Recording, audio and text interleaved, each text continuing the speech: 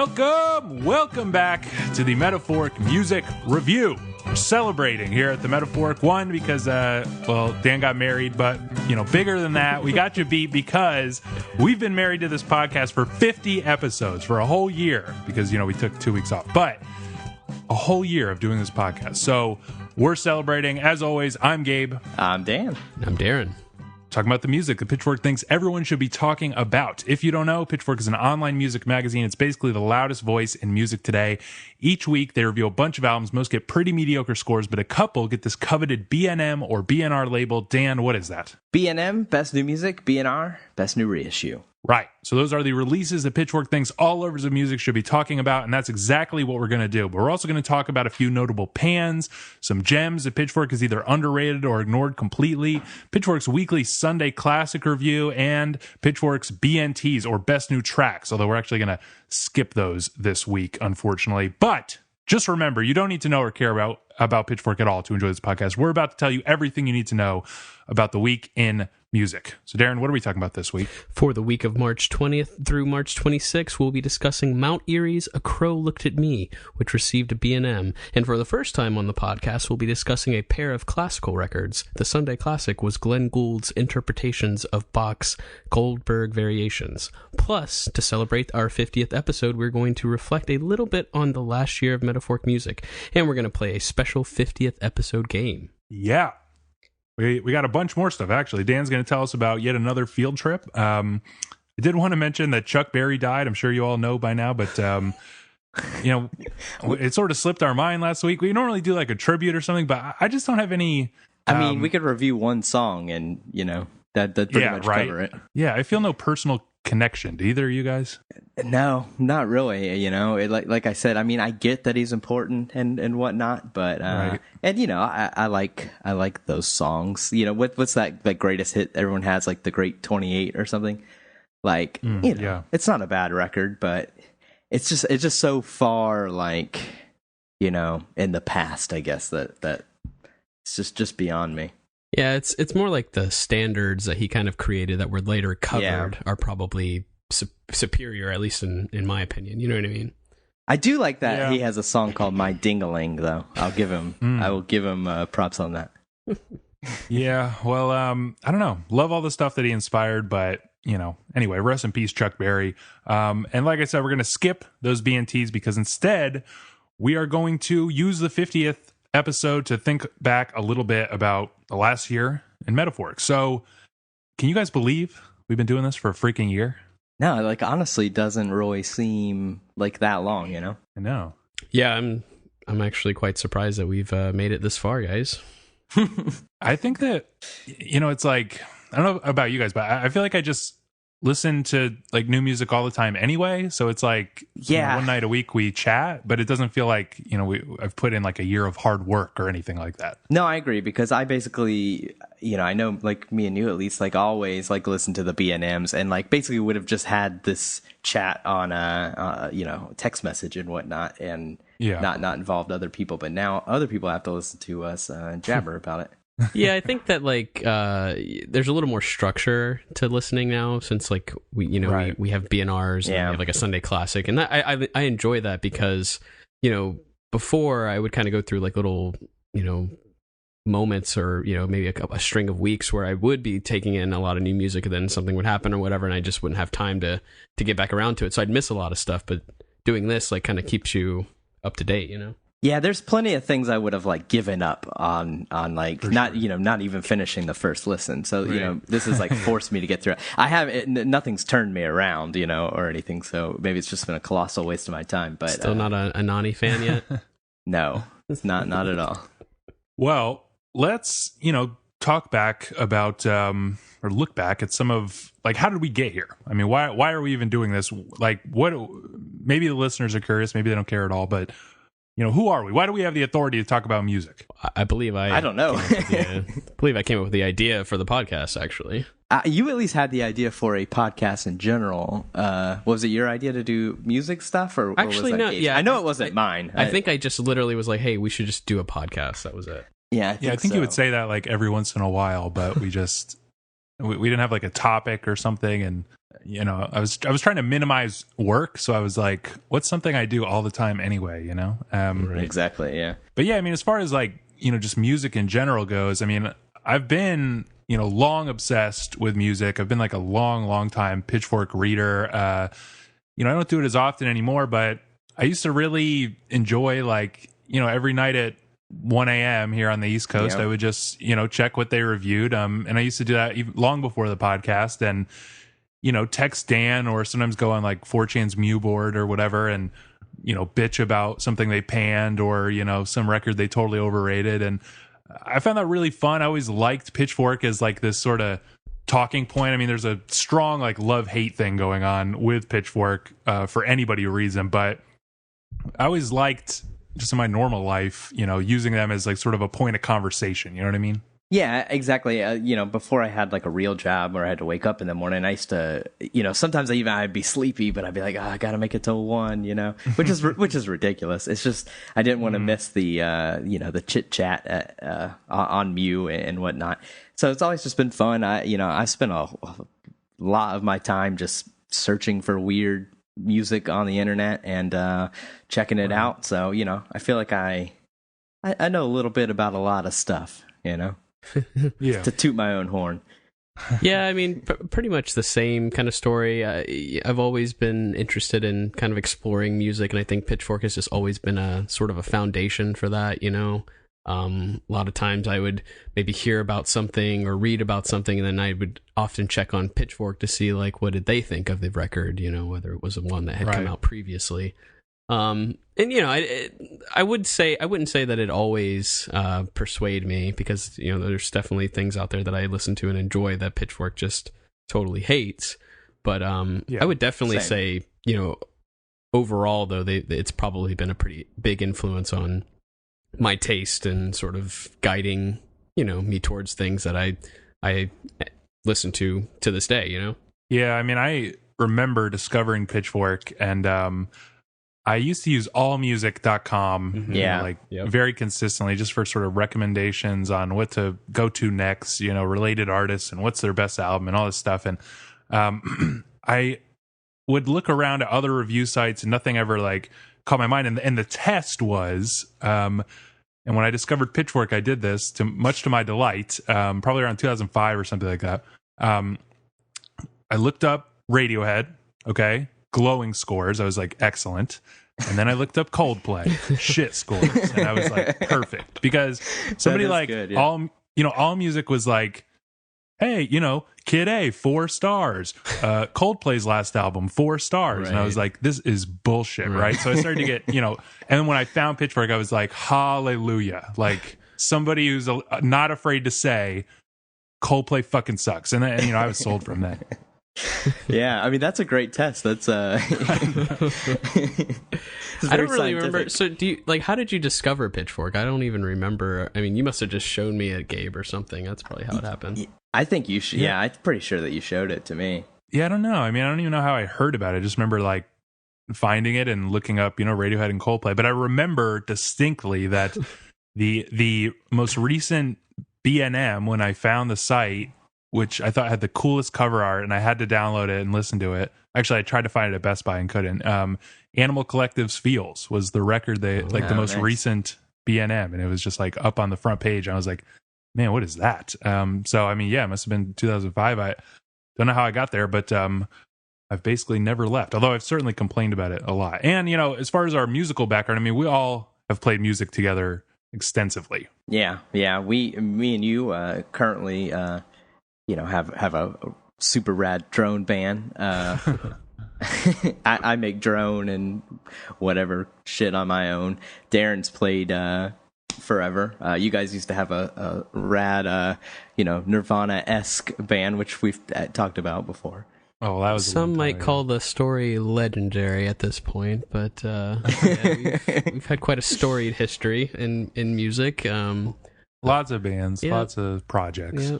And Darin composed the intro music. Oh, I don't think we've ever mentioned that. Said that. Yeah, I did. But yes, I did, actually. No, I didn't compose it for the show. I composed that almost old, right? 10 years ago now. Yeah, really. Yeah, well, it's finally paying off. Okay, so about the podcast, I was trying to think a little bit, reflecting back. What's been like the coolest part about doing a podcast, and then what's been the shittiest part about doing this podcast? The coolest part's probably like Darin sort of alluded to this, but the structuredness of it. It's like made my listening more structured. Like I said, I was always kind of bad about quitting on an album. Like if I don't like the first track or two, I'm not ashamed to say I would bail, and the podcast is like stop that out of necessity, which is maybe also the worst part. But I think the actual worst part is Anani. For me, I enjoyed the conversation. I mean, like Dan had said, this would have been something that if the three of us were together, we probably would have done. But obviously, without the podcast, it wasn't like consistent by any means. So, and knowing that there's like a little bit of distance between us, it's kind of nice that every week, we can get together and just kind of chit chat like we used to back when we didn't all have jobs and families and all this kind of stuff. Gonna bring a tear to my eye. Yeah, I still don't have either of those. The worst part though is probably I don't know, like obviously during the hectic weeks where we have a lot to listen to, there's obviously no time to really listen to much of anything else.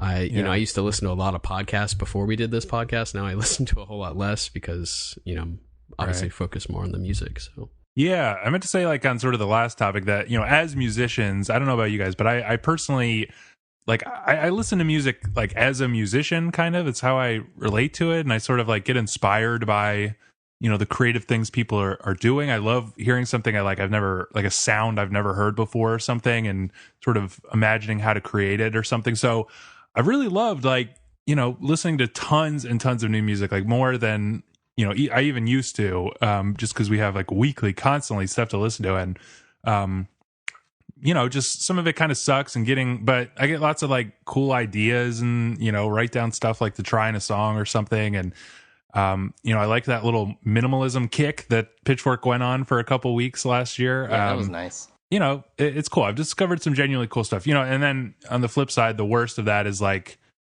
when I just have to listen to something genuinely so unimaginative and boring, it's like really a nightmare. Yeah, I agree with you. So do you think that your approach to listening to music, I was thinking about this as well, do you think like the way you listen to music has changed? I mean, maybe you've kind of answered that with just sticking it out, but have you learned anything about music, or can we say this was not all in vain?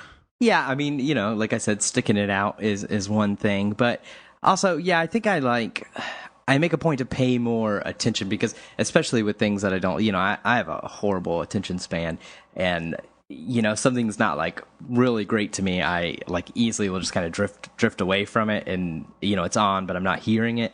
So like I've learned to kind of like focus and like actually pay attention to things I'm listening to, even if they're not like grabbing my attention on their own. Well, I'll tell you one thing. I went from being a dedicated iPod user to now having to use Tidal, which almost pains me to have to say that, but yeah. So I no Welcome longer to 2016. I'm no longer putting 5 stars and 4 stars on my songs, so that's a little frustrating for me.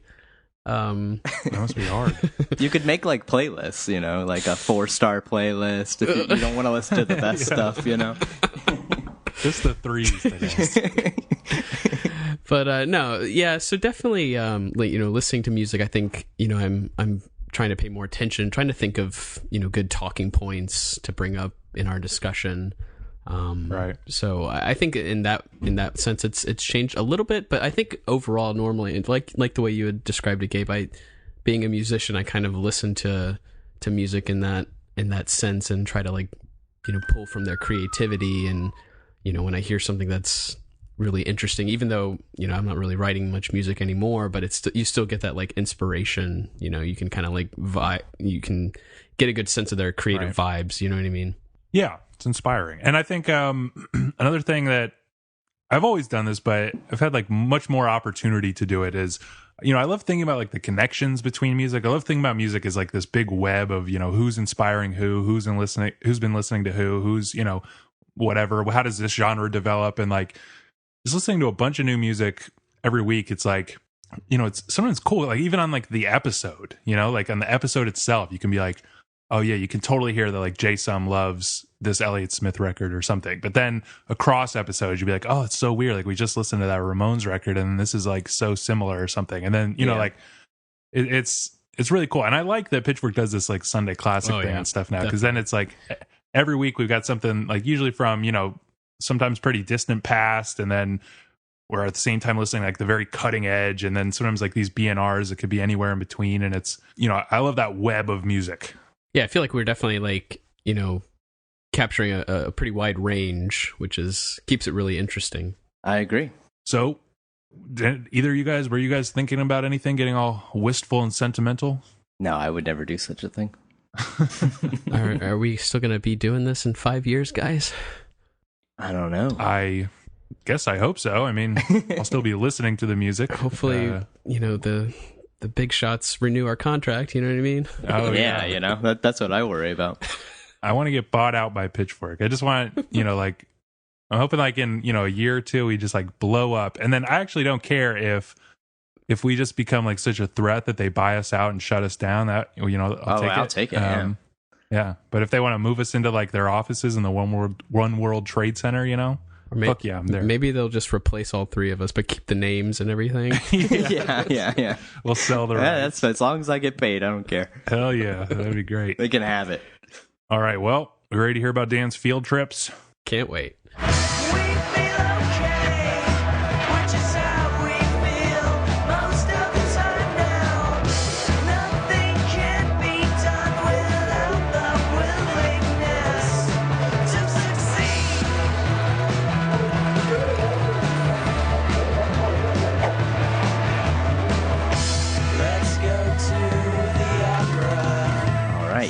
Once again, this is like the 100th week in a row, and I've got one next week. So yeah, we've only been doing this for 50 weeks. So yeah, really a lot of weeks in a row. Yeah, I see. I get out a lot, but like Gabe alluded to at the top, I did. I got married last Friday over the weekend, and which is cool.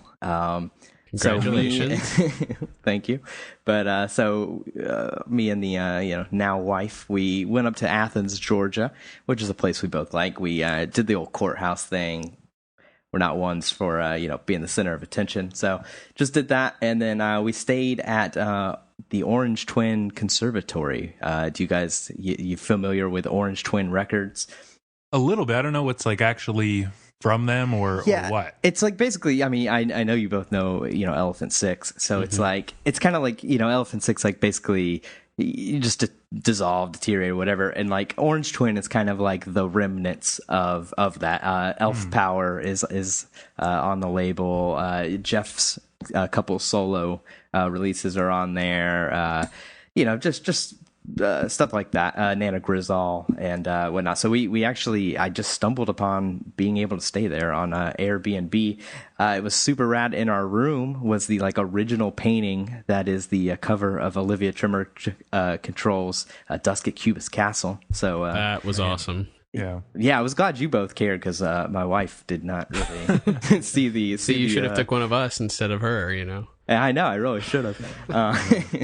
And there was just, the house was like super rad. It's just like tons of art everywhere. There was some stuff that like Jeff had painted, Jeff Mangum, and whatnot, and just really cool. They had like the nicest dogs ever. So I played with a bunch of dogs. There's some goats. Goats are like really loud. I didn't really know that, but it was tight. Were there any like any of the members or anybody like there? Like Laura Carter from Elf Power, and she's played in Nutrimilk Hotel, and we both met her, Gabe, actually at that Atlanta show we went to. She's in Nana Grizzle too. She's in like almost all of them. She was there, but she actually had to like leave, so I only briefly talked to her, and then another guy who I didn't know stayed, but he was super nice, real cool guy. It was awesome. So if you're heading out to Athens and want a place to stay, I'll give it Dan's thumbs up. Dan's travel reviews. Yeah, seriously, is what it is. This is what it is. Like you need a place to stay. Recommendation. Yeah.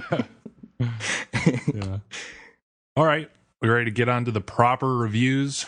Oh yeah. Colonized by photos, narrowed down and told. My mind erasing.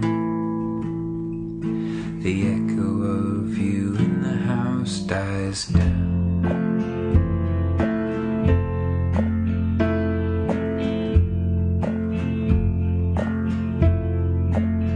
October wind blows. All right, just heard a snippet from our very first proper review this week.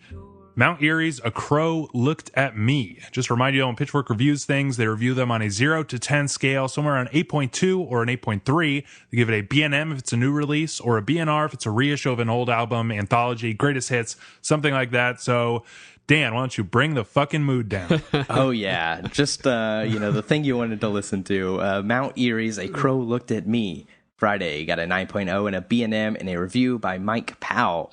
Background on that, Mount Eerie is an experimental folk project from songwriter Phil Elverum, who actually produced his most acclaimed work under the name The Microphones. This, of course, includes The Glow Part 2, which came out in 2001, a masterpiece that defined the lo-fi indie folk era. Mount Eerie is more or less the same kind of project, but A Crow Looked at Me tackles very different and very difficult subject matter. Last year, Elverum lost his wife and mother of his child, Genevieve Castry, if I'm saying that right, to pancreatic cancer, and he wrote and recorded this entire album in the very room where he watched her die. So this record is extremely sparse and painfully personal. Every song sees Elverum trying to process his wife's recent death in very plain and direct language. Many have compared that approach to Sunkill Moon's widely acclaimed Benji from 2014, but you could also compare it to all the dark meditations on real-life death that we got last year, like David Bowie's Black Star, which wasn't good enough for Darin, Nick Cave's Skeleton Tree, and Leonard Cohen's You Want It Darker. Like all of those records, Crow Looked at Me is earning rave reviews from everyone. It's currently Pitchfork's highest-rated album of the year and the only album so far this year to reach that coveted 9.0 range. We talked about a few BNTs from this record on a couple recent episodes. So what were you guys' thoughts on about Phil and this album going in? I mean, I was dreading it. I mean, I think I made that pretty clear on the BNT reviews, but you could tell that this is just going to be like the most emotionally taxing thing. I love the Microphones. I mean, not like I'm the biggest fan, but I think The Glow Part 2 is like an absolute masterpiece. I think he's so talented, but then I don't know, did either of you guys feel like I don't think this ended up being the case, but when we heard those BNTs and just learned about the album, it almost seemed like a little gimmicky. Like I recorded this whole thing in the room where she died. Like I was like, yeah, it's almost like you don't need to share that, Yeah. Yeah. It does reach in the gimmicky. I mean, if that's your gimmick, I think there's better ones you could think of. Yeah, I mean, I don't think I necessarily see it as a gimmick, though I agree it doesn't really seem like it needed to be shared. I mean, for God's sakes, the whole album is, basically telling you how he felt every, month or so following her death. But, heading into this, I enjoyed the BNTs. I thought they're great songs. I really, the story struck me almost immediately, and I kind of anticipated the rest of the album kind of just sharing that story. And, just like I had just mentioned, it sort of does that, as like almost every song kind of tells you at what point post her death he is at. Like it's 11 days, it's 1 month, it's 3 months or whatever. So, you're definitely you're stuck for the ride, is the way I always felt listening to this record. I couldn't really put a stop to it until the album ended. Yeah, I mean, I was pretty much dreading this going in too, because I knew it was just going to be like a huge bummer, and I'm not a huge like fan of the microphones or Phil. Like, you know, I the Glow Part 2, like, I like it. It's a good album, but it's just not, you know, my style. I don't ever listen to it anymore. And you know, so I just wasn't really like looking forward to a sparse acoustic album about someone dying for an hour for the weekend of your wedding. No, yeah, actually the first like couple times I listened to it was like driving on the way to get married. So you know that really you know, I'll recommend it as a. If you had like a reception, you know, that would have been a great album to just. Put I would have had to play it. You know, you got to listen to what we're gonna review. So it's a good thing we did. Dedication. Yeah. Yeah, but I mean, I will kind of say that like those individual songs that we listened to ended up like working a lot better, fitting into like this whole thing. Yeah. So let's try to describe like the sound. I mean, but I think we also got to describe the lyrics and just sort of that like narrative arc of what's going on. Right. Yeah, I mean, the sound is like, it really does sound like a guy kind of sitting in a room, just spilling his thoughts, you know. I mean, there's guitar playing and is there bass sometimes? Sometimes it kind of sounds like it. Yeah. Drums, piano. Yeah. So, like you know. Drum machine. Yeah. So sometimes though, it's like, the lyrics are like definitely at the forefront here, and a lot of times the like guitar gets so sparse and stuff, you almost, at least me, like kind of almost forgot like that part was there, you know. Yeah. But yeah, the lyrics, I mean, it's very much like that whole Sun Kill Moon, Benji, you know, just kind of you know, just telling you like the banal minutia of like a day, except whereas Benji's like mostly not that sad or anything. You know, this is like the like saddest possible like thing you could talk about. You know, I mean, maybe if his kid died, it would have been a little sadder. But like, it's just, you know, it's like it's in such like detail too. You know, it's got to be one of the like most personal records you'll at least hear this year, if not ever. Yeah, I think if you're familiar with the microphones, then musically this is going to be very close to that, I would say. There was a song that he had released. It was on this like live album called Great Ghosts. Gabe, I don't know if you're familiar with that song or not, but it was just a straight acoustic piece, and it reminded me a lot. Or this album reminded me a lot of that song. You know, obviously, like on the Glow Part 2, there's a lot of stuff going on musically, but kind of at the core of it, there's like an acoustic guitar, and that's sort of where it kind of sticks to that mood here. You know, one of the things I found most fascinating about listening to this record was the fact, kind of like what Dan had just mentioned, the lyrics like stick out so much that like the music becomes almost unimportant, you know, like it was like listening to somebody just tell a story. And, you know, it's pretty rare that I pay such close attention to lyrics, but on this album, I mean, every single song I was listening to every single word. Yeah. I mean, he's like a wordsmith. Yeah. I mean, he really is kind of like a poet. And if you've listened to any microphone stuff, like, you know that. Right. But, you know, he handles this topic like in a way where you really are sucked in, like you said, Darin. Like, you know, you might be dreading putting this on, but once you start it, you're just going to keep listening. And it's really mostly because of his words and how good he is with words, even when he's, you know, doing this really mundane, plain spoken thing. I did kind of like over the course of the week, I came to feel like musically, it's actually kind of cool. I mean, it's like very sparse, but sometimes like the sparseness is done so well. I mean, there are these little touches sometimes, like, you know, the end of the second track, Seaweed, like this kind of discordant piano comes in, like these, like, you know, just like dum dum, and it's like sonically really interesting, especially with kind of like the lo-fi production. And sometimes, like, you know, there will be like a sound or the drum machine will be like used in a way that's like so slow or interesting. I mean, I think you got to listen a couple times and like kind of, you know, the lyrics are just going to grab you and take your full attention. But like once you start kind of listening past it, I actually do think that it was sonically quite interesting. And I was worried that it would just be like really bare bones, like drum machine with a guitar playing over it.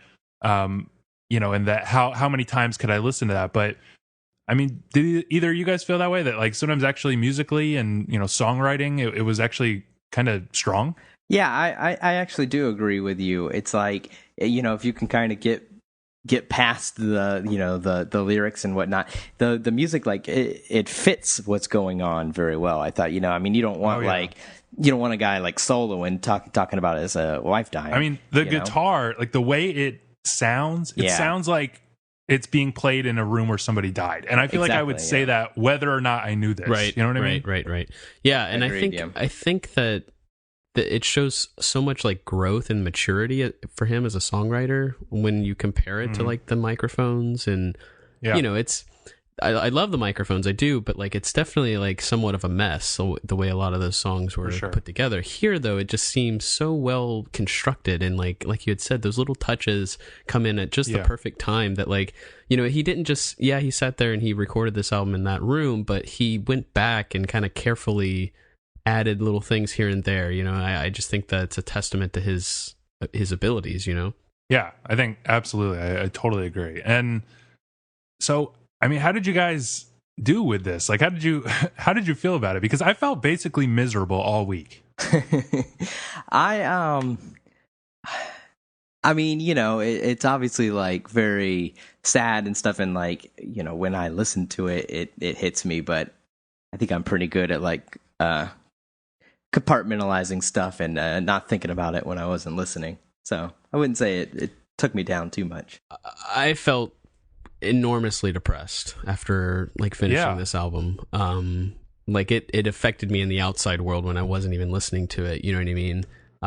You know, I have a wife, I have children. You know, there's just, it's hard to separate that kind of stuff when you're listening to something that is just so real. And I mean, it is just hitting you over the head over and over again, and then not in a way that's like obnoxious. It's not obnoxious. It's just, it's a, you know, he describes it as like an absurdity, and that's kind of like what it was like listening to it. Like, I just, it's impossible to like fully relate to that because it hasn't like happened, but you know, you can at least understand to some extent like what he's going through, and then kind of imagine, or maybe not be able to imagine, just like how much worse it must be for someone like that, you know? Yeah, I want to say that like when you listen to it, you'll feel like this captures it exactly, even though you have no idea what the feeling is. Like you can tell it captures it perfectly, sort of. And I mean, I sort of realized like this week, I was like, why is this like bothering me so much? And then, you know, I was sort of thinking like, maybe there's this weird fantasy that people have, and maybe it's just me, but like you listen to like a really great, like just really sad song or something, like some of the stuff on the Glow Part 2. And you can sort of like romanticize it and fantasize a little bit about like being in that position. There's something like sort of cathartic about like remembering past heartbreaks or something like this. But this, I don't want to think about at all. Right. I don't even want to think about the possibility at all. And it sort of like forces you to. Yeah, I think that's something that's like kind of good about the record, though, is like, I mean, I can't think of anything else that like forces you to think about this particular topic, and not only, you know, think about it, but like it's so in your face. And I agree with Darin. It's not like annoying. It's not like over the top or anything, but it is. I mean, you can't listen to this and not know what he's talking about. You know, it's not like hidden in the language of poetry. It's like pretty much he says, you know, my wife died, you know, so it's like hard to like pretend he's talking about something else or you don't understand or something. That's why, like, you know, Skeleton Tree isn't as brutal. Exactly. Right? It's like much more vague and obscure. Yes. And there's like, you know, you could think of a dozen other really, really sad songs that are probably, you may know that it reflects on somebody's death or something like that, but it's just not as sad because it's like kind of hidden in this like real poetic way. Whereas here it is like stripped down and like, you know, he's talking about a backpack that his dead wife purchased, you know, before she died, and it arrives after she died. And, you know, it's just like, it's heartbreaking. Yeah. Oh my God. I mean, so lyrically, right, you know, like you said, Darin, we get like, it's almost like chronological in a way where every once in a while he'll update us like on how long it's been since you died, or he's always talking directly to his wife, like you. And so we do kind of move from like very recent, and I will say that like genuinely it's like more painful at the beginning than it is at the end. Like, Right. I think that was almost like masterful how he did that. Oh, yes. Even though it's not like a like cheesy ass thing, or at the end he finds closure or something like that. Maybe we'll talk about that later, but it's harder at the beginning, and it's fresher and rawer, I think, like deliberately. But at the same time, like the sort of stories he tells and the memories he has, they like jump around, you know, kind of like real life would be. Mm-hmm. So well, they end like abruptly, right? You know, he'll just, I think it was like the first song, Real Death, he'll say, you know, I don't want to learn anything from this. You're the sunset. And then like that's the end. Or he said, I love you. And then it just ends. You know what I mean? Yeah. Mm-hmm. The songs that. would just end like that. Yeah, that was a really cool touch.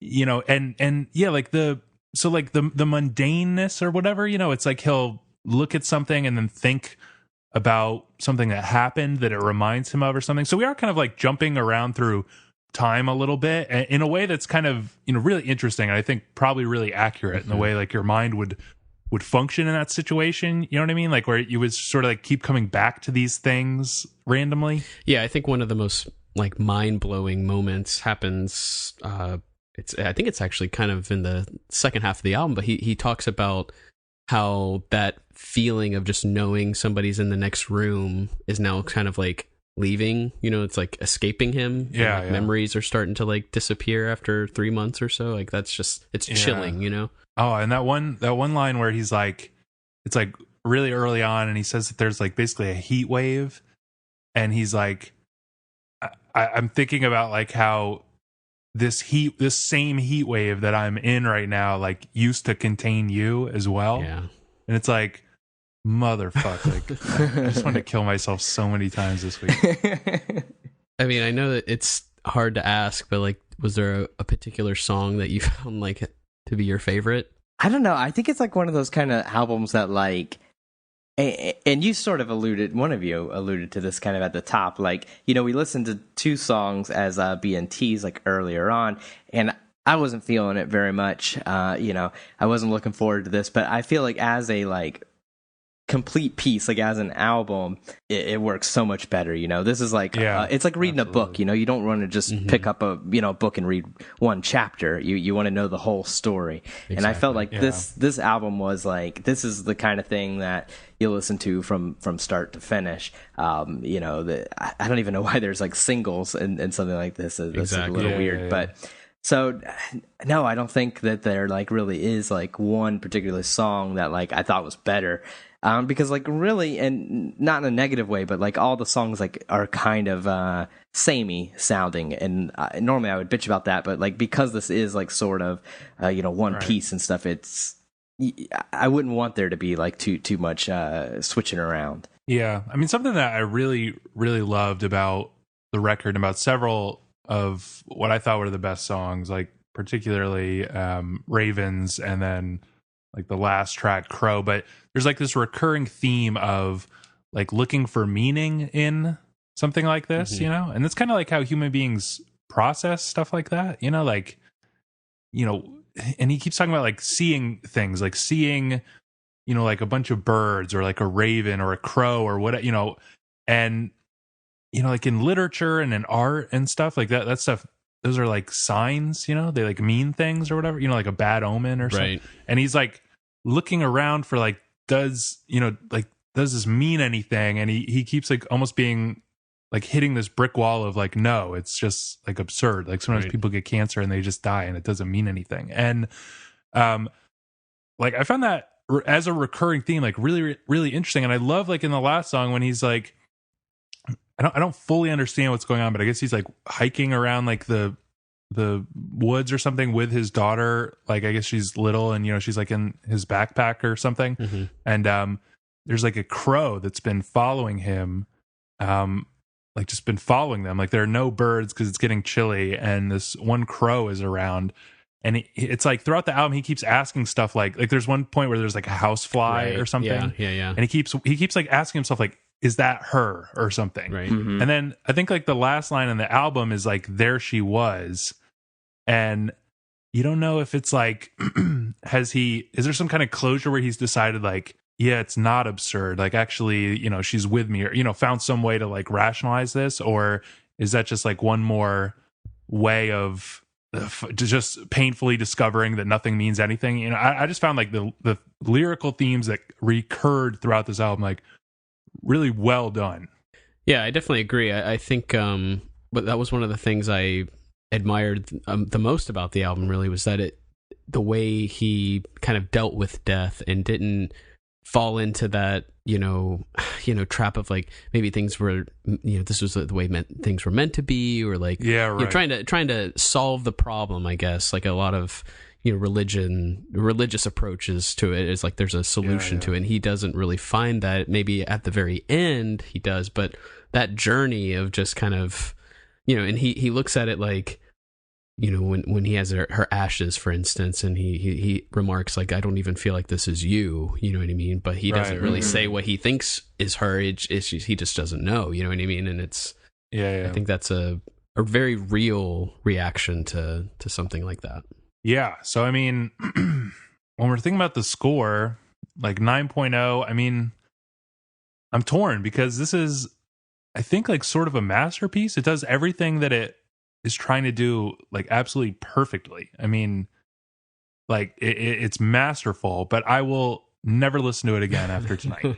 Yeah, I've been trying to think like that too, like I don't ever want to listen to this again.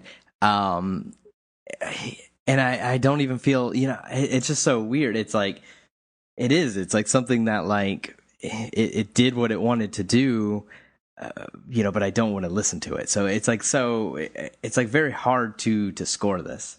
I think I definitely agree with the BNM, at least, though. Like, everyone should listen to this and get depressed as hell.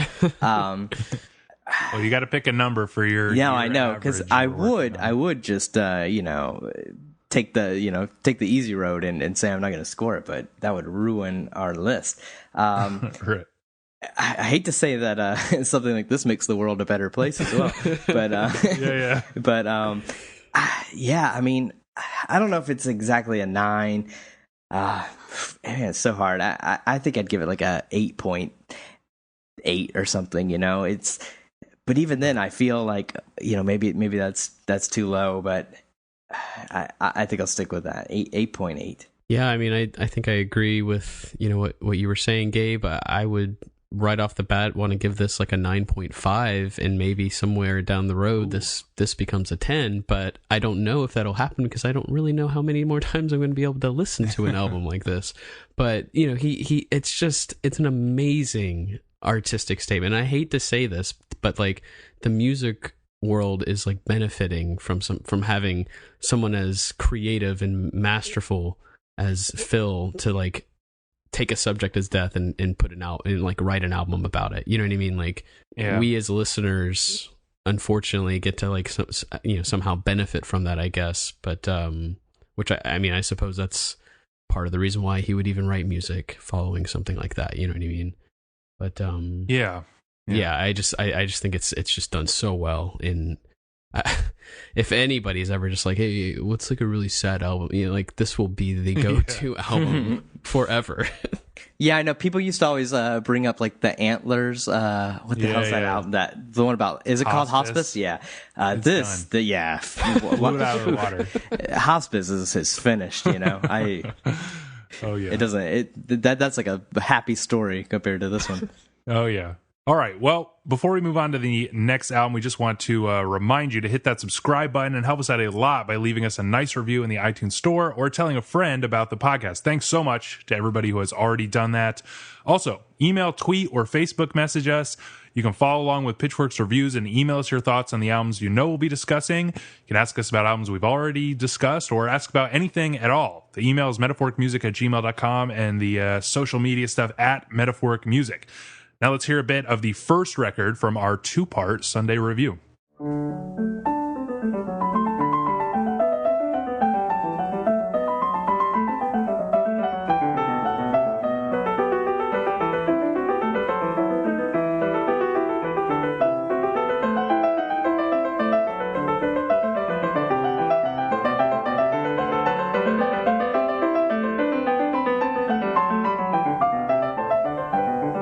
So up next, we had Glenn Gould's Bach, the Goldberg Variations, 1955 and 1981 recordings, both of which received a 10 on Sunday with a review by Seth Coulter Walls.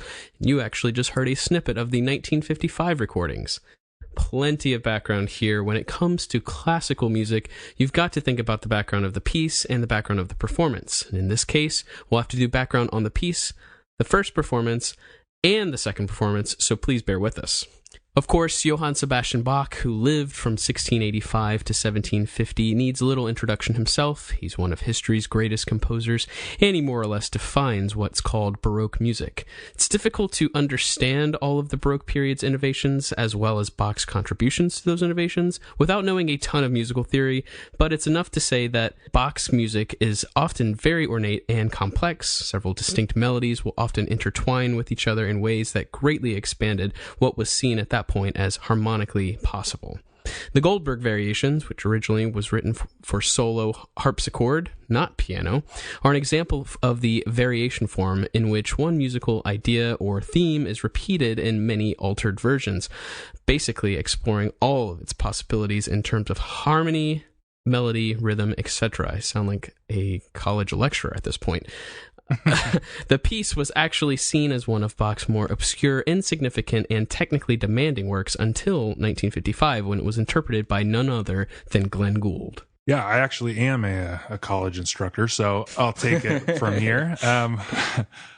Glenn Gould is one of the all-time great rock stars of the classical world, known for his almost supernatural technical proficiency on the piano, his extremely radical musical opinions and interpretations, and his very eccentric personality. He was a genuine child prodigy, and at the age of 22 made his recording debut with this 1955 recording of the Goldberg Variations, which made him an overnight sensation and became one of the best-selling classical albums of all time. The piece also earned a new reputation as one of Bach's greatest compositions. Columbia's press release for the album introduced the world to many of Gould's now famous eccentricities. He wore full winter clothing all the time, soaked his arms in very hot water for 20 minutes before each take, like hummed and sang along continuously while playing, which is something you can hear a lot more of on the 1981 recording we'll talk about a little later.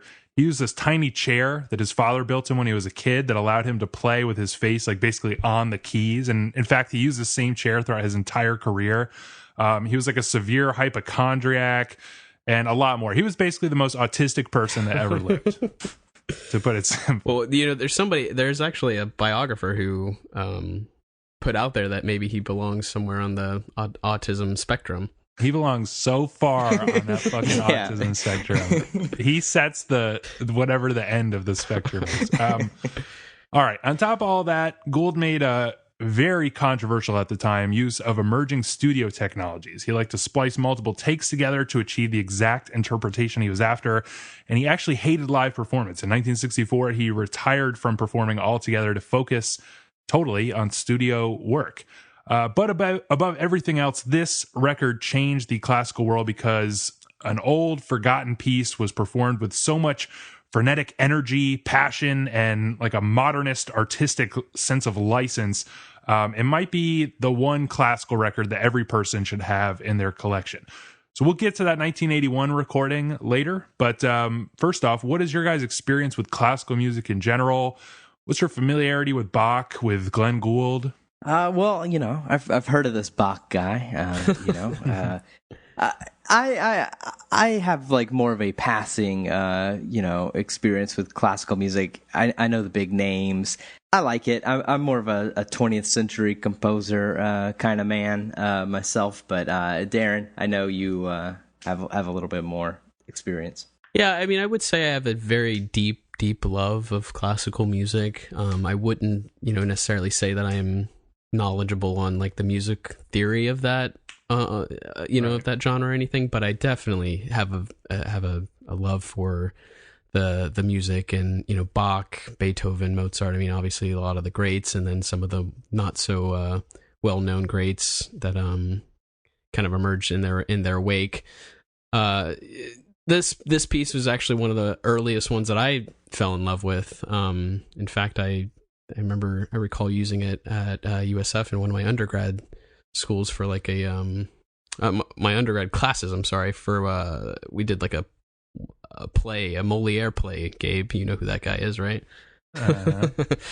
But yeah, this piece I deeply love. I've loved Glenn Gould's story for a long time. I mean, he's, you know, kind of like Gabe said, a rock star. So his story kind of immediately sticks out among a lot of kind of a sea of other performers. His is definitely one that's very interesting. Yeah, before I knew who Glenn Gould was, I watched this film called 32 Short Films About Glenn Gould. You know, you might wonder why I would watch a film called that if I didn't know who he was, but you know, I was wondering, like, on Netflix, and I heard it was really good. And it's a cool ass film because it's like basically you've got like this complete enigma of a person, like just this legend myth of a person. I mean, he was very reclusive and like so strange, and but like just this genius, like absolutely brilliant. And so this film, like, it sort of like tries to approach him from like 32 different angles. So sometimes it's like documentary type stuff. Sometimes it's like animated. Sometimes it's like, you know, reenactments where somebody's like playing Gould, doing something like significant in Gould's life. And, you know, it's like just the craziest thing. So I was like kind of fascinated from then. And, yeah, you know, I have listened to these recordings many times. I'm a fairly big fan of classical music. You know, not so into like the Baroque. I mean, Glenn Gould is one of the few people who can make Baroque not sound so like stilted and, you know, old. But you know, I do love classical. I really love learning about like who the different, you know, performers are, and the, you know, all these kinds of things, different interpretations of things. And we've wanted for a while to do sort of like some sort of classical thing, but the trick about getting into classical is to have different interpretations to compare, because that's what's fun about it. And so it's kind of cool that we have both this week. So I've been kind of looking forward to talking about this. But Dan, as somebody who's, I guess, a little less familiar, how would you describe the sound of this 1955 record? Like, really, it just sounded like a dude fucking shredding, but on the piano. It was like the dragon force of piano or something. A bit too fast for my taste. Too many notes, you might say. I mean, like I sort of, you know, alluded to. I like the 20th century. I love like the minimalism and all that stuff, and this is just kind of like complete maximalism. How would you describe the sound, Darin? So, you know, if you're familiar with Baroque, it kind of, as Gabe had mentioned, it definitely has like a very old sound to it. It definitely sounds very, you know, very proper and polite, and, you know, like this is just there's just like a very specific way. And then of course, most of the music was written for the harpsichord, which also sounds just ridiculously old and very like, you know, it reminds you of like, I don't know, like a French ball or something. Right. Whereas, you know, this is obviously played on the piano, and, you know, if you know anything about Glenn Gould, he is notorious for taking artistic license with everything that he's ever done, and he shocked the classical world with the way he interpreted this, the way he interpreted Beethoven, a lot in the remarks that he would make about some of these, you know, great composers, kind of criticizing things about them. Like he, you know, for instance, about Mozart's later piano sonatas, he had said something along the lines of, you know, he didn't die early enough because, you know, he was saying that Mozart, you know, sucks basically. Anyway, but you know, what was I trying to say? It's definitely a lot of energy, you know, and I mean, if you want to be dazzled by a piano player, I mean, look no further than Glenn Gould on these Goldberg variations from 1955. I mean, the speed at which he plays. They talk about his technique of like finger tapping, which I, you know, to me, like, yeah, I can do finger tapping, but I don't know what that means for a piano. I mean, it must be something like that's the Dragon Force thing. Is that what they're doing all the time? Yeah. So he would like, you know, that chair he sat in, he would be like very low. Right. And I've heard it described where instead of like, you know, pressing on the keys, he's actually sort of pulling them down because of his hand placement. And for some reason, he's got like this, I mean, so it's a combination of that and just his like natural abilities. But like he can go so fast and play with so much energy, but everything is like perfectly precise. Right. You Yeah, know what I mean? You know what it like sort of reminded me of? Remember that like Aphex Twin EP from like a couple years ago, where it's like I can't remember exactly what it's called. It's like computer controlled acoustic instruments. Yeah, it like at times like reminded me of that. Just like it's a real instrument, but it just like kind of sounds like a robot playing it. Yeah. Not that he's like a stiff player. I just mean that like it sounds like 20 people. Technically, it sounds like 20 people playing the piano. Right, exactly. Not one guy. Because isn't the harpsichord? I like read a little bit about like the harpsichord has 2 keyboards, and so people were saying like this was like impossible to play on the piano because it like the hands cross or something. You got to cross hands. Yeah, like I don't really play piano, so I don't know, but all that kind of stuff was like, technically all that is like super impressive and everything. And his story is pretty cool. Yeah. Cause I mean, when you think about playing piano, a lot of times, the left hand and the right hand are kind of doing things very similar to one another, or like the left hand is sort of playing like more of a bass note, whereas the right hand goes off. Well, in this, like both the left and the right are doing incredible, playing incredible numbers of notes, independent of one another. It's incredible that the way how perfect it sounds. Yeah, there'll be like 3 or 4 separate, like very distinct melodies that are not like looping or anything.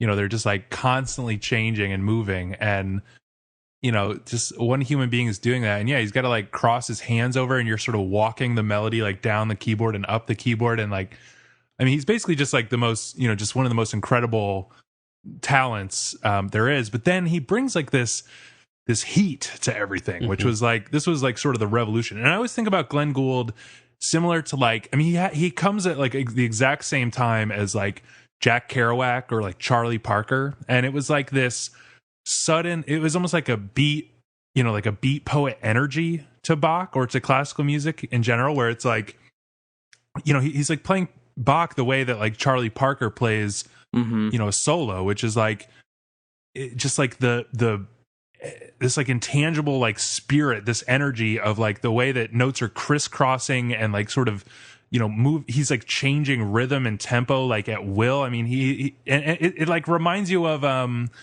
like Jack Kerouac's Scroll. Like he plays piano the way that like you imagine Jack Kerouac writing the first draft of On the Road, Yeah, that I think that's a good analogy.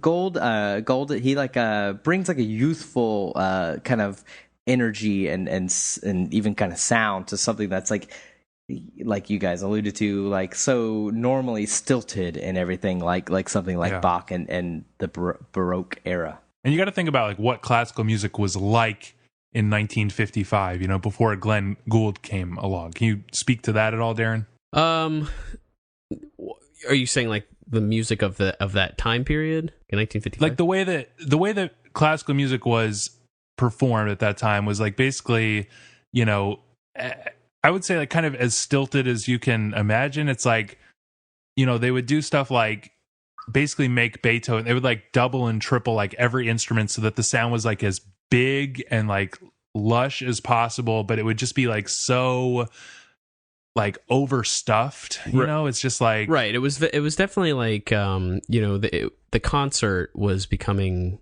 more and more popular at that time, so like trying to bring these really big performances either live or on a record was really important. So like a lot of liberties were being taken by like what you had just said, adding more to the orchestra, making whatever kind of changes that people wanted just to like show off. And Gould was kind of somebody who was totally against that. He actually refused to play, composers like Liszt and Chopin because he just felt like it was too, I don't know. It was like people were doing it just to show off, and that's kind of why he stopped doing the whole live performance altogether. He hated the fact that like audiences would show up just to listen and see if he messes up. You know what I mean? Yeah, right. And like, and at that time, you've got like, I mean, really like in the 50s, like classical music was like totally high society, right? Mm-hmm. And we might sort of think of it like similarly, even today, but it was like super, super high society. And all of a sudden like this young renegade comes in and is making like beat poetry out of Bach compositions, you know, and it like opens up this world of like, you know, hey, you know, classical music can be like cool and, you know, hip and radical and stuff. And so, you know, it kind of changed everything. I mean, I'm thinking about, you know, I mean, obviously it's impossible to, I think, disagree with the score. Maybe Dan, well, I don't know if he wants to be real controversial, but what I'm wondering is like, without all the mythology of who Glenn Gould is, like, does this record hold up? I don't know. I would say it does, largely because it's taking what was once an obscure Bach composition and bringing new life to it. You know what I mean? Doing it in a way that Bach himself may have not even imagined being able to do, because that's why it was relatively unknown. You know what I mean? And that takes quite a bit of creativity to be able to do something like that. And, you know, I think it definitely brings to mind, you know, what does it mean to interpret a piece? You know what I mean? And I think it kind of set the classical world on a different, you know, a different path. And this is all without even all the, you know, craziness of Glenn Gould. You know what I mean? Yeah, I mean, the first time I listened to this record, I had like a passing, you know, knowledge of Gould. Like, I knew where he was. I knew he was like a little crazy, but I didn't really know the details. And then I read about it. So like, you know, I kind of heard it without knowing all that kind of stuff. And I think it stands up without that. I think it's kind of like an additional, you know, like little bonus story. And there's plenty of records that like the story behind it is like so important and whatnot. You know, I mean, there's plenty of classics that like that story is like a lot of the meat to it. We've talked about it in the past, like that perfect storm that's needed to make like a truly like classic album. And you know, like I think that it sort of has that that the story adds to that storm of this record. Yeah, I mean, I think I agree. I mean, it's just like, it's like a larger than life situation. It's almost like, you know, I was thinking about the question, but then I was sort of thinking maybe the question is ridiculous, because it'd be like, you know, how would Elvis's songs work if Elvis wasn't Elvis? And it's like, well, he is Elvis, so that's the whole point, right? Like he's it's larger than most other musicians. Like we just don't get to ask that question because Glenn Gould is like Glenn fucking Gould, you know. Darin, would you object to what I said earlier about this being perhaps the one classical record that everybody should own? I don't know. I mean, I definitely think it's one of the classical records that you should definitely own. But, you know, wouldn't you think that maybe a famous symphony would be the one? I was thinking like maybe like Carlos Kleber's like 5th and 7th. Yeah, definitely. Yeah, those are absolutely essential. I say get yourself music for 18 musicians and call it a day.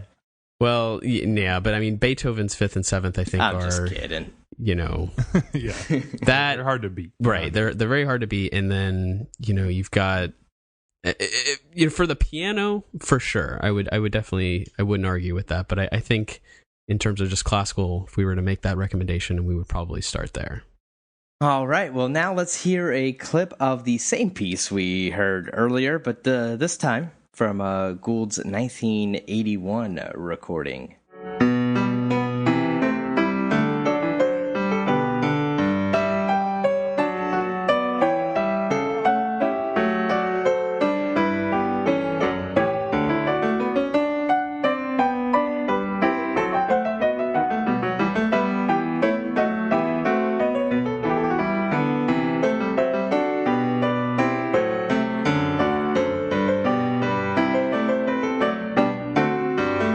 Many classical music aficionados were scandalized by Gould's radical 1955 recording, and over time, Gould became critical of them himself. He regretted how fast he performed the piece, but mostly thought he was too much of a dramatic showman in his younger years. So in 1981, he decided to record the same piece again, something he very rarely did, to capture a more serene, quote, spiritual intensity. And indeed, this interpretation is much more somber and autumnal, to use a common music critic buzzword. Stunningly, Gould had a stroke and passed away just a few days after this recording was released, and fans often talk about his final album the same way people talk about Biggie's Life After Death, or now David Bowie's Black Star.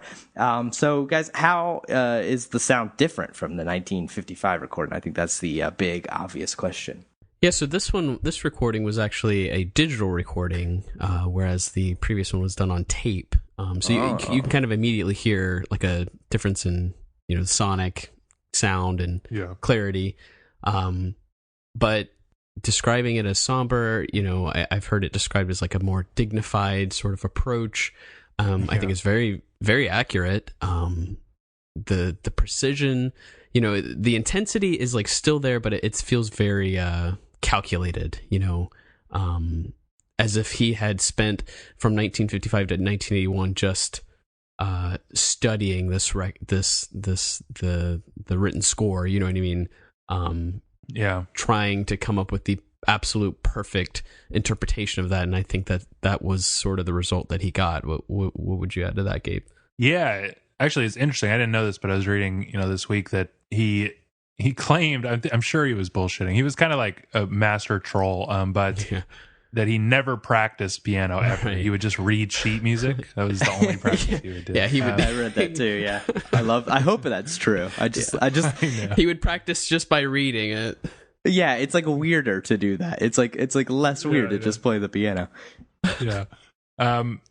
Yeah, but it does, it does have the sound like as opposed to the other one, which has a sound of just like this, like wild prodigy who just has like boundless energy or something. And, it sounds like the 1955 one sounds like somebody who's so brilliant that he just like basically took one look at the score and just like this poured out of him or something. This does have the sound of like a really measured, like somebody who's spent a lifetime studying like this one piece. Right. And, obviously he must have performed it many times. And it's sort of like his defining work or his defining piece. So it has that kind of sound, and it does have like this kind of retrospective, seems silly, but like this kind of somber, and I like that word dignified, just like I don't know, there's something about it. And so it's hard for me to even pin down, but it does have like that kind of autumnal feeling of somebody like toward the end of their life. And he couldn't have possibly known he was going to die, but it just is like, it sounds like that. Did you feel that way, Dan? Yeah, I did. This one sounds much more like calculated. Not to just kind of repeat what you guys said, but like the first one does just seem like, it's got that like kind of, I joked and said that like Dragon Force, just like someone like fucking shredding. And this sounds like somebody who like is shredding, but in the sense that like, it's so calculated. Like they know like every note like so far ahead of time. It's like it's coming out in like it's not pouring out. It's like dripping out. And just I much preferred this one. I complained a little bit about the first one being so fast. I kind of agree actually.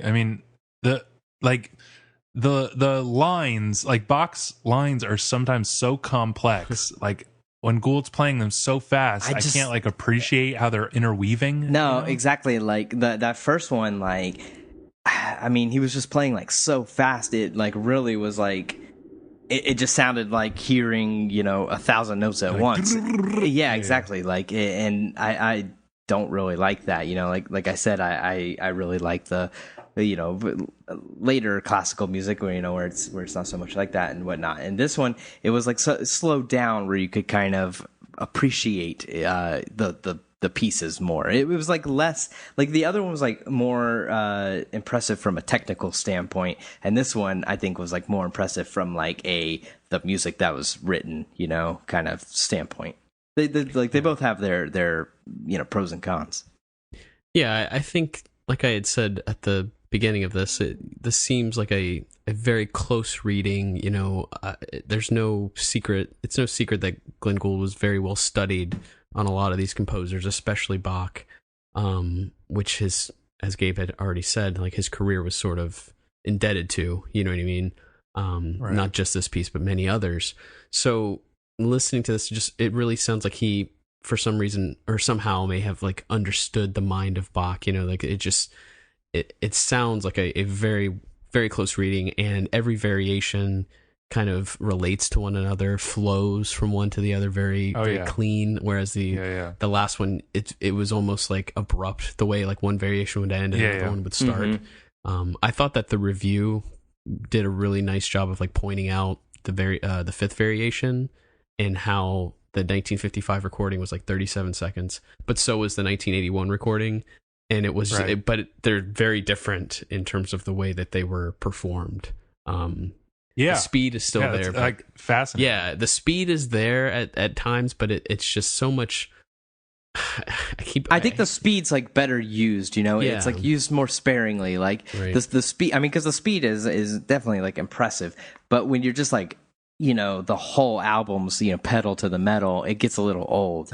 Here, when it's like, it's used here and there. I just feel like I appreciated the speed and whatnot a lot more on the 81 recording. Well, in that fifth variation in particular, it just sounds like the left hand is just so much more important to him than the right hand, versus the way it was played in the 1955, where it's just like, how fast can I play, with both of my hands? And in the 1981, it's just like, I keep saying dignified. That's just what it sounds like. It sounds like proper. It almost sounds like he's sitting upright rather than like hunched over and like a madman over the piano. You know what I mean? Yeah. Yeah, and I mean, so like we keep using like words like, calculated, right? And it's just because he's so technically proficient. Like he's absolutely, incredible.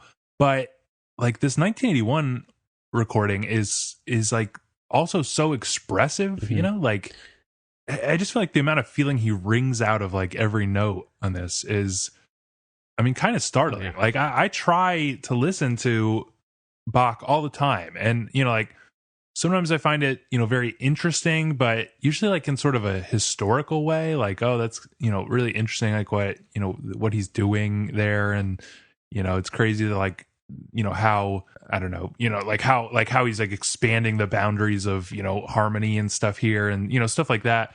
But I never feel Bach, but like on this 1981 recording, like you really feel it, I think. Yeah, definitely. I mean, right from the beginning, like the aria is played so slow, like you can hear the notes ringing from beginning to end almost, The what is it, the variation 25, the Black Pearl that the review mentioned, again, just so much more expression coming out, so many more emotions, so thoughtful, you know what I mean? Whereas I think the way he was describing his recording, Gould, he was like sort of calling himself out for just being so showy, or like look at me, this is how tragedy should sound like, like really embarrassing almost, but here in the 1981, and I was kind of blown away. I've listened to it a lot before, but never as much as the 1955, but listening to it closely this past week has been kind of eye-opening. Yeah, well, it also got a 10. I was sort of surprised by that score because, I don't know, I thought that like the consensus was that the 1955 was superior, but in reading about it a little more, it seems like a lot of people do sort of love this one just as much. How do you guys feel about that score? I don't know. It's like, this isn't really something that I want to listen to that much. So it's like, not like a personal 10, but it's like, I'm not as steeped in classical music. So it's like, it's hard for me to say it's not, the best thing ever, like everyone seems to think it is. So I don't know. Like I said, I liked the 1981 like a lot more. But 1955 had its merits as well. So, I guess I'll agree that it's a 10. Dan, what did you think of his like humming and singing in the background? Oh yeah, I honestly like the first time I listened was just like on like a Bluetooth speaker thing at work. It's like a nice one, but I didn't notice it like that much, and then I like read about it, so I listened like in headphones and noticed more. So I mean, it didn't really bother me too much. I like. Yeah, I almost didn't notice it. I think it's pretty cool, actually. I think it's sort of snobby for like some of the critics to just be like, "Oh, it's just so bothersome to hear him." Humming. I don't know. That's one thing I like about music is like when you can hear like things in the background that are like, sometimes like recordings get so like it's so perfect in the studio type thing. Right. I like there's a ton of that in the Beatles. Like John like says the F word on Hey Jude and stuff if you listen closely enough. And like I've always loved that kind of like finding those little like Easter egg type things. And so I think that might be why the like humming and stuff didn't bother me, because it wasn't like as loud in the mix as the piano or something. It was like you kind of had to listen for it at least a little bit. And what if you can hear like the actual room that somebody's wife died in? Do you like that? Yeah, I mean, I'll you can hear the ghost swirling around. Yeah, I love things like that. He said like the door shut, and the door actually shut. Did you? Yeah, the door does shut. I thought that was a little corny, but I forgot to bring that up during the review, not to jump backwards, but yeah, that was corny as hell. I really wish that was in there. I was thinking really dumb. That was a little Why corny. Did he have to do that? But okay, that was probably the door too. Maybe it just happened though. Maybe it just happened. Could have been. Yeah. And then it's allowed. Yeah. If that straight up happened, yes, it's allowed. Yes. Back to Gould. Yeah. Did you say whether you agreed or not, Darin, with the score? Were you giving 1981 a 10 as well? Oh yeah, I think both of these deserve an absolute 10. They are essential if anyone's interested in classical music or piano in particular. You should most definitely need to listen to both of these. Yeah, I agree, and not a bad way at all to get into classical music, to just get both of these records and hear, the differences. Listen to like the subtleties and sort of two different interpretations of the same piece. That's really what makes it really fun. Which is your favorite?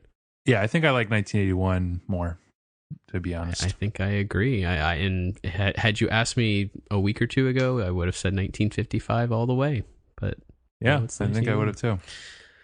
All right, we're ready to play a 50th episode Bonanza game. Yeah. Oh yeah. Into the flame, into the fire, with no regard for a thing. Fuck that, I'm the lord of the game. I rule this empire. All right, it's time to find out who is this week's Lord of the Game, but this is a special Lord of the Game because it's our 50th episode Bonanza Lord of the Game. That's like a bigger trophy. I'm having it made right now, and it'll be shipped to whichever of you wins. Yeah, I'll just send it that way now. But okay, basically, I made like a bunch of trivia questions, probably too many, and like maybe I'll just cut some out, or we won't even be able to keep track of the score. I don't know. I just made a bunch of them because I just went and listened back to a bunch of episodes on the show and stuff like that, and or just sort of skipping around through them, and just thought of a couple questions to ask you guys, or a bunch of questions. You'll both get a chance to answer some of them. Some of them will be sort of rapid fire. Some of them have an opportunity for 2 points. Basically, whoever's got the most points at the end of the game is this very special week's Lord of the Game. You ready? First question. How many albums have we reviewed? I'm talking like proper reviews. We've talked about a lot of albums, sleepers, stuff like that. But our proper reviews, how many have we done? If whoever gets closest, and we're not doing the, Price is Right thing, you can go over, but whoever's the closest gets the point. But if you get it right on the dot somehow, you get 2 points. Are we including like the times we've talked about like, records that Pitchfork didn't review? Like we talked about like Blonde on Blonde. I don't remember what excuse I brought up. I'm counting all the albums we properly reviewed. All right, I'm doing a little mental math here. I'm going to say 161. Okay. I'm going to go a little bit higher. I'm going to say 167. And Darin's got it. It's 184. 184. Wow. I feel like we were averaging around 3 an episode. That's what I was thinking too, Dan. Yeah, well, there are a couple, and I wasn't totally sure how to count this, but like we did like a couple record, like the Steve Reich thing. It was like 3 records that we did, but it was really like one box set review, and so so I counted that as 3. So it was more probably closer to like 160 or something like things. Oh well, see, I mean, then this shouldn't count because I said 184. 184. Here. How does it feel, Dan? How does it feel? As the ref, you get to mark yourself a point. Thank you. All right. What is the most albums we've ever reviewed on a single show. I'll give you 2 points if you get it exactly. You're saying like proper review, right? Yeah, our proper reviews. What's the most we've ever crammed into one show? Oof. I'm gonna say it's 5. I'm gonna say it's 6. And Dan gets it at 7. Actually. Wow. 7? I can't believe that. What week was that? Yeah, goddamn. Yeah, I don't even. Well, okay. So the next question is actually, how many times did we review 7 albums in one show? You get 2 points if you get this on the dot. I'm gonna say twice, or you probably wouldn't have asked that. I'm gonna say twice too. And you're both wrong. It was 3 times. Wow. 3 times we crammed 7 albums into one show. That just blew my mind. All right, yeah, what's our score right now? Still 1-1. Never do that anymore. 1-1. Okay. Here's a fun one because there was a little controversy. This came up recently. What did Dan rate the Mitski album on the first review? I'll give you 2 points if you get it right on the dot. Shit, I don't even remember.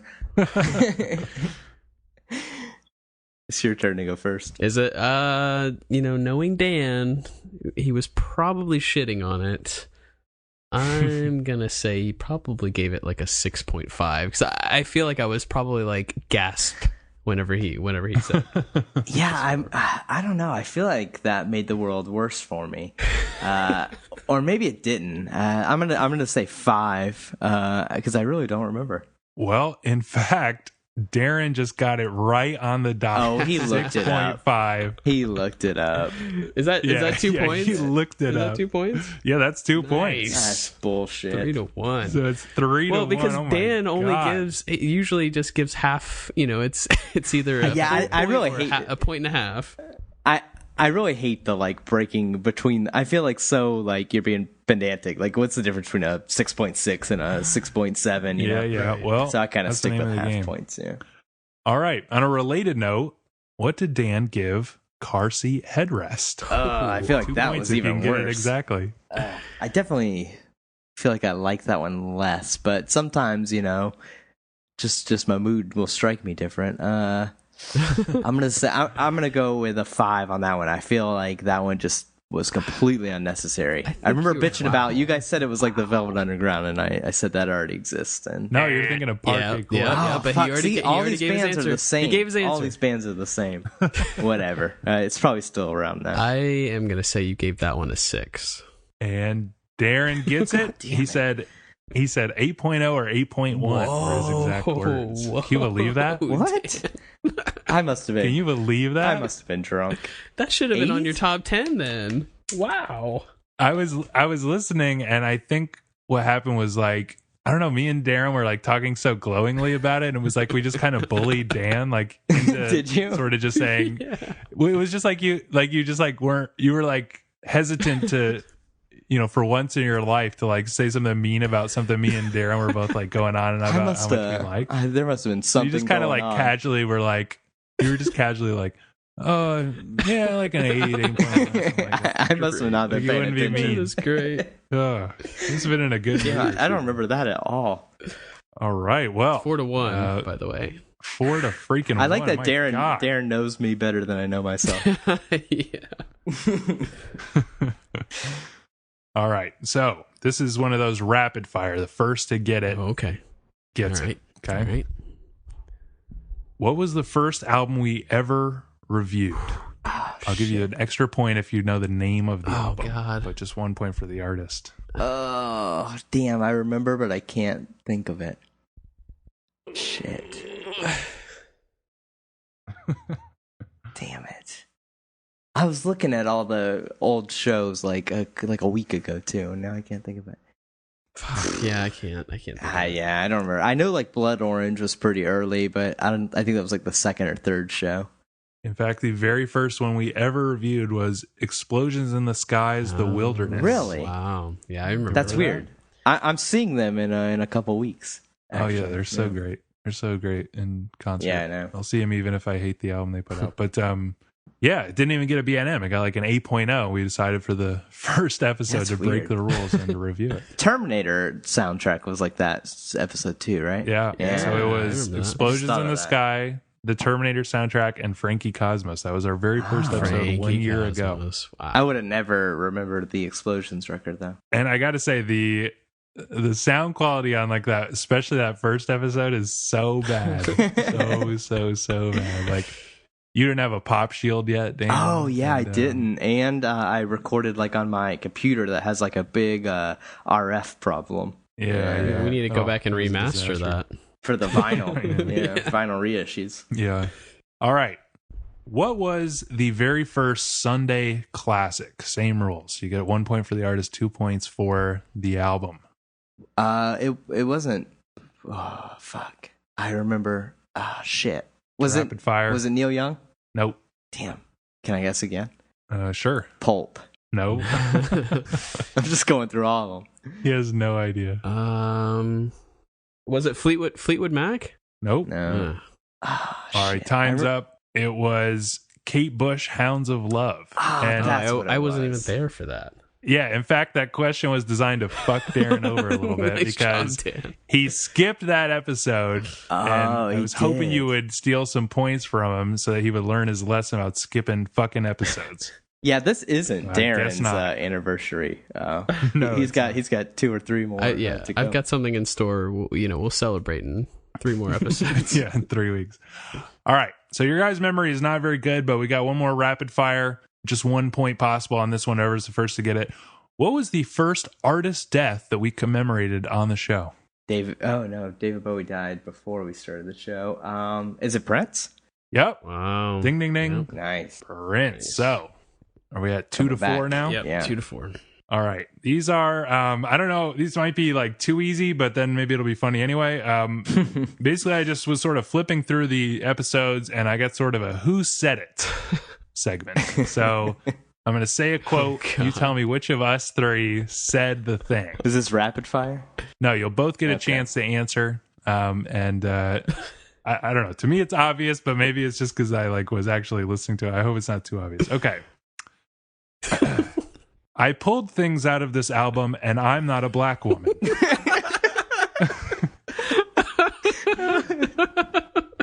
I'm going to say that was Darin. It was me. It was definitely me.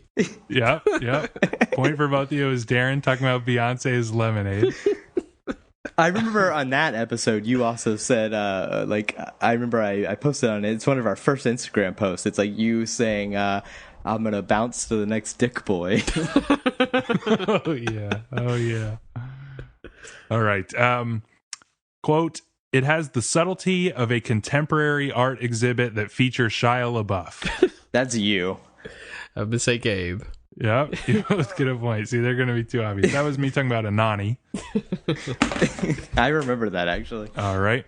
It's like when a Disney sequel comes out and they've replaced all the original voice actors. That was a little harder. I think that sounds like a Dan line to me. I'm going to say Dan. I don't know. I don't feel like I would say that. I'm going to say that was... I'm going to say Darin. And Dan gets a point. Oh my God. Darin talking about the Ramones review, end of the century. Wow. That's pretty accurate. I like that. So what are we at right now? 6 to 5. Yeah. Okay. I got a couple more. Did we just witness a court case? Because that's what it sounded like. Wow. I don't even know what that's in reference the context. Yeah. I'm going to say that was you, Gabe. I think that was Gabe too. And in fact, it was Dan. Wow. That was when Darin did a K-pop sleeper and he so rapidly said every bit of information he had to say. I don't remember that. Okay. It sounds like the instruments are going through a hairdryer. Sounds like Dan. I'm going to say it sounds like Gabe. Actually, it was Darin. Ah. The Guided by Voices review. Wow. I don't know what this says about whether we know ourselves or not. Jesus. We've said so many words. That's true. So many recorded words. All right. It's Jenny Lewis for adults. I think I even know what review that was. But that was Rilo Kiley or something. And I'm going to say it was you, Gabe. I think Dan said that. Well, actually, it was me on the Angel Olsen review. Oh, so we're tied up 6-6 here. You guys are tied 6-6. Dan's roaring back. All right. You're just coming up with more questions, so you give him a chance to get back in this. Yeah. I'm just making stuff up and then assigning it to a random, whichever one Dan says. Okay. I find it interesting that both of those albums have a song about a bridge. That sounds like something I might think of. I have no idea who would have said that, to be honest. God. I said it. And actually, it was Dan talking about the relationship between Red Hot Chili Peppers and Nirvana's Nevermind. Came out the same year. So I'm winning now, 7-6. We can stop. 7-6. My God, Darin. You better have more. All right. I got more. Now it sounds dated as fuck, but it's even cooler. Who? I'm going to say Gabe. Yeah, Darin doesn't cuss as much as me and you. So I'm going to say Gabe as well. And it is me. It was during the Janet Jackson review, but I was actually talking about Kraftwerk. Ooh. Oh, okay. Yeah. All right. This one's going to be, I think, very obvious. How much did you love that Santana feature? See, I don't. If it was unironic, it would be Darin. If it was ironic, it was probably me. It's totally Dan. Yeah. So I'm gonna say it was probably me. Yeah, it was Dan on the Lauryn Hill review. All right. It's 1979. This has been done. It's not experimental anymore. Oh, that's definitely me. That's totally Dan. Yeah, he said that many times. Yep. Yeah. Talking about Fleetwood Mac. That could have literally been any review. It's just so funny. It's quote, not experimental anymore. like if enough people do it, it's no longer experimental. Okay. It's true. 2 more. I remember my mother saying, "Don't be listening to that." I'm going to say that was Darin. Yeah, I'm going to say that was me. Yeah, regarding Darin, Eminem, probably. Yeah, during the Ice Cube review, but you were talking about Eminem. And what are we at score-wise? 11-10, but Dan keeps picking the same answer as me. I mean, it's not fair. Well, that one was easy because I know Gabe's mom, and she doesn't give a shit what he does. My mom doesn't give a shit what I do, so I assumed your mom did. Yeah, just when it came to Eminem, I guess. All right, should I make it so that... No, we'll just leave it at, maybe you guys will tie. I don't have any more, but, figure something out. However this goes, it's going. Okay. And I think it's going to be pretty obvious, but it was a good one. How is that emotional abuse? In the 60s, that's not that bad. That was me. I think that probably was Darin. Yeah, that was during the Shags review. I remember that. Darin had no problem with the Shags story whatsoever. I remember we had to convince him, and I don't think we were successful, that was even a weird thing. He thought it was so normal. That Dad took them out of school and just forced them to become a band. He's like, that's what everyone did. 24 hours a day. And then he was saying, a lot of people did that back then. And you're like, you're thinking of the 1860s. I'm pretty sure there was more context to that if anybody wants to go back and listen. No, there definitely wasn't. You did not find it strange at all. I remember thinking, why does Darin not find this weird? Yeah. We talked about it all week, how Darin doesn't find it weird. But yeah, so wait a second. There should be more questions.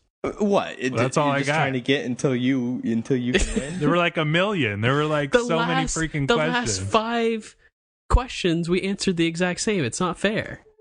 That doesn't matter. You know each other real well. It's just gonna happen. It's gonna happen. Spend a lot of time together. Go ahead and raise my score here. Keeping track. I am pulling way ahead of both of you. You guys got some catching up to do. Boy. Lord of the Game on this very special episode. This one honestly should count as extra, but I'll allow it. All right. Well, next week we'll begin a new year. It's nothing yet, but we'll definitely have the Sunday Classic. And if we don't get anything else, we'll do something fun. We'll think of something, and maybe we'll talk about that Britpop list. But personally, I'd rather not. So make sure you subscribe. You can do that on iTunes, pretty much any podcast app, or you can listen in the browser on our website, which is metaforkmusic.com. Email us, metaforkmusic@gmail.com. Tell us anything that's on your mind. And you can stay connected on Twitter, Facebook, YouTube, Instagram, all of that stuff. It's @metaforkmusic, and we'll see you next week. See ya. So long.